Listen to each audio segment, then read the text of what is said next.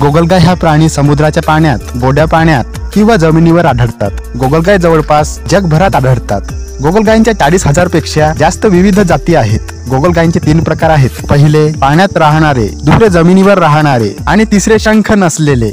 गोगलगायीचे संपूर्ण शरीर मऊ असते आणि त्यांची जीभ रिबन सारखी असते। गोगलगायांचे तोंड लहान असले तरी काही गोगलगायींना 20,000 पेक्षा जास्त दात असतात। ते त्यांचे अन्न खरवडण्यासाठी आणि कापण्यासाठी वापरले जातात। सामान्य गोगलगायींच्या शरीरावर कठोर कवच असते, यालाच शंख म्हणतात। हे कठोर कवच त्यांच्या मऊ शरीराचे रक्षण करते।